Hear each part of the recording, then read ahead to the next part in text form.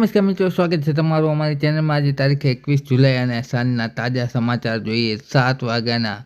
તો બંગાળની ખાડીની સિસ્ટમ રૂમઝૂમ કરતી આવી રહી છે ગુજરાતમાં, ત્યારે કયા વિસ્તારમાં પડશે ભારે વરસાદ એ જાણવા માટે વિડીયો પૂરો જોવા વિનંતી।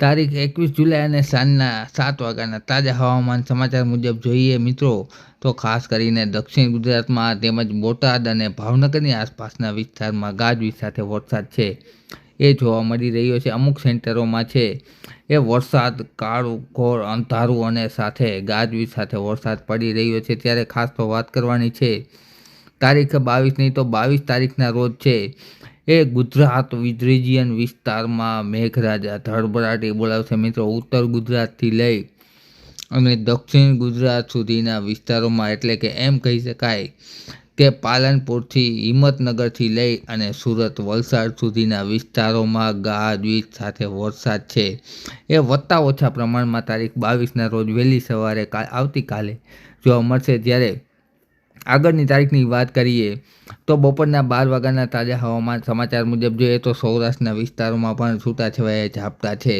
એ જોવા મળશે। હવે જો કે ઝાપટાની માત્રા છે એ 10થી 15 મિનિટની, એટલે કે ઝાપટાની માત્રામાં છે વધારો થશે।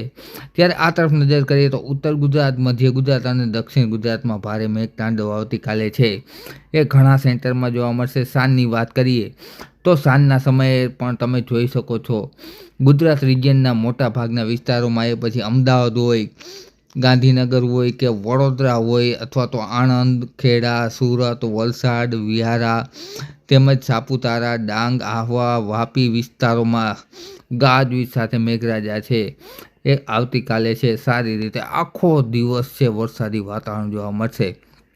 ત્યારબાદ આપણે તારીખ 23ની વાત કરીએ તો 23 તારીખના રોજ છે ખાસ કરીને ઉત્તર ગુજરાતના તમામ સેન્ટરોમાં ગાજવીજ સાથે વરસાદ જોવા મળશે મિત્રો।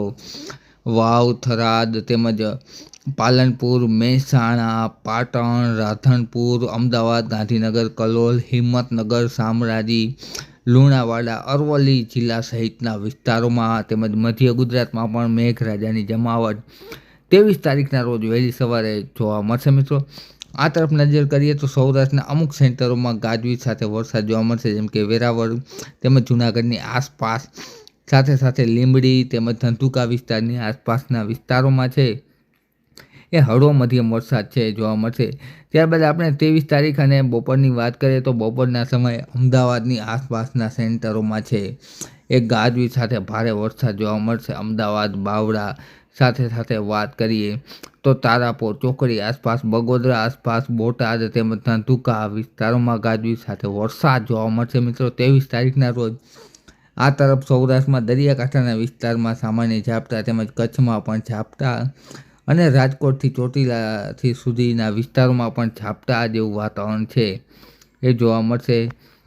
ત્યારબાદ આપણે સાંજની વાત કરીએ તો સાંજના સમયે પણ ગુજરાતમાં છે એ વરસાદની જમાવટ જોવા મળશે। ટૂંકમાં કહીએ તો 23 તારીખ સુધી સિસ્ટમની મુખ્ય અસર છે એ ગુજરાત રિજિયનમાં જોવા મળશે, જ્યારે સૌરાષ્ટ્ર વિસ્તારમાં છે એ ઓછા પ્રમાણમાં સિસ્ટમની અસર છે એ જોવા મળશે મિત્રો। આ એક ચિંતાનો વિષય છે કે સિસ્ટમ છે એ એમ કહી શકાય કે વધારે પ્રમાણમાં પશ્ચિમ તરફ આવતી નથી, જેના હિસાબે છે એ સૌરાષ્ટ્રનો વિસ્તાર છે એ 23 તારીખ સુધી બાકાત રહી રહી છે। ત્યારે 24 તારીખથી કેવી અસર રહેશે, કારણ કે આ સિસ્ટમની અસર છે એ 27 તારીખ સુધી મિત્રો જોવા મળશે। તો સિસ્ટમના ટ્રેકમાં હજુ પણ ફેરફાર થવાની સારી એવી શક્યતા રહેલી છે। જો સિસ્ટમનો ટ્રેક એમ કહીએ કે થોડો પણ હજુ પશ્ચિમમાં આવે અને પશ્ચિમ તરફ સિસ્ટમ સરકે તો ઘણા વિસ્તારો સૌરાષ્ટ્રના કવર કરી લેશે મિત્રો। એ બાબતે આવતીકાલે ફરીથી વિડીયોમાં માહિતી આપતા રહેશું, માટે અમારી ચેનલ સબસ્ક્રાઈબ કરી વિડીયો લાઇક તથા શેર કરી દેજો। આવતીકાલની અપડેટ ખૂબ જ મહત્ત્વની છે મિત્રો। વિડીયો જોવા બદલ ખૂબ ખૂબ આભાર।